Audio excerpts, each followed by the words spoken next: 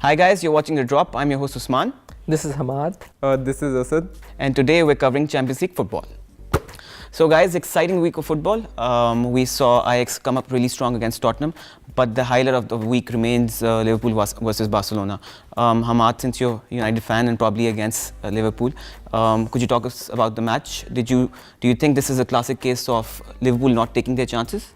Well, as much as I don't want Liverpool to win either the Champions League or the Premier League, I have to be honest that the match was pretty great. In the beginning of the match, Barcelona were on the back foot. Liverpool were pressing really high and they weren't letting Barcelona come into their possession game. In the second half as well, we could actually think that Liverpool scoring was inevitable.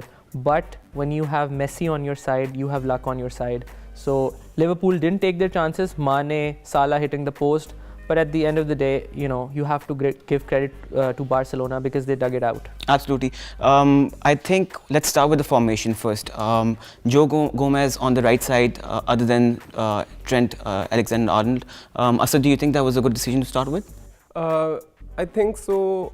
I think they should have started with Robertson on the right, but honestly, Gomez had a good game. It wasn't a bad game for him, so there wasn't the problem. The problem they had was it was surprising to see in this central defense, which has been so hyped up this season. And the first two goals, Suarez goal, the second goal, Barcelona dissects your central defenders and walk right through, and that was the problem for me. It was sloppy defending to begin with. The first goal, okay, it is a natural pure goal, a striker's goal. The second goal was clearly defending disaster. That's the only way to put it. And like Hammad was saying, if you look at what preceded that passage of play, was Liverpool missing chances after chances. Salah came close, Milner striking the ball, smashing the ball straight at the Barca keeper. So I guess when you keep missing these kind of chances, it becomes inevitable. Then against a team like Barca, you are going to slip. They are going to take advantage. And in the end, the free kick that was that thumping, that was something. I remember just cursing at the screen because it was that beautiful. But guys, the way that ball bounced off the net, I mean, it was like it was bouncing off some concrete surface. So you can see the power and thud behind that free kick. I would like to disagree. I don't think Joe Gomez had a good game because I think Trent Alexander-Arnold is very suited to that position. Barca were getting a lot of space on the left-hand side, and I think he was one of the weak links. I think Matip played better than Van Dijk. Well, talking about weak links, let's just talk about for the strongest link for a second. Messi, 600 goals, Champions League football. Is he the greatest ever? Ronaldo also has 600 goals, just by the way. I see Asad disagreeing. I don't know. I'm not disagreeing with him. I'm kind of disagreeing with you on here because I don't think we have seen anything in the past couple of seasons that would really shift the GOAT debate. Messi, he has always been playing this football. This is not what his GOAT credentials, this is not what is going to build his GOAT credentials. It has always been about whether he go on to achieve feats like what Ronaldo has done in the past 3 seasons, like 3 consecutive Champions League, or showing up at the international stage. Playing amazing football has never been an issue for Messi.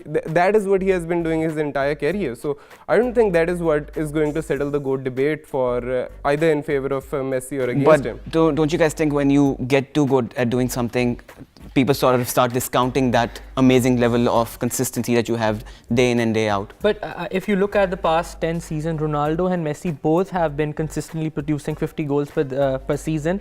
Only this season, Ronaldo scored 27. You can actually give credit to the Italian defense for that. But at the same time, I also think that Messi, as Asad was saying, that this is not what is going to build his GOAT credentials. The Champions League, performing at the international stage, and Ronaldo having performed in 3 different countries. And you can see the effect that when Ronaldo left Real Madrid, the kind of effect it had on their team.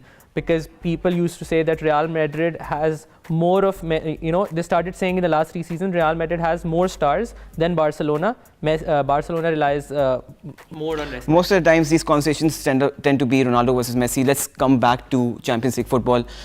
Next leg coming up Also, the Premier League high in action these days. We have some crucial fixtures on the weekend. What do you guys think? Liverpool versus Newcastle. Is that a make or break match for Liverpool? Well, about the second leg, I actually believe that Liverpool have a chance. I would even say 40-60, 40 to Liverpool, 60 to Barcelona, because at Anfield you can never be sure, because if Liverpool get an early goal, they have produced many great comebacks in the past, Istanbul. So I would still think that Liverpool have a chance with the crowd of Anfield behind them. As far as Premier League goes, I think the title race, I believe it's now more in favor of Man City because of the pressure that Liverpool had to consume against Barcelona, and going to Newcastle, it's going to be difficult for them.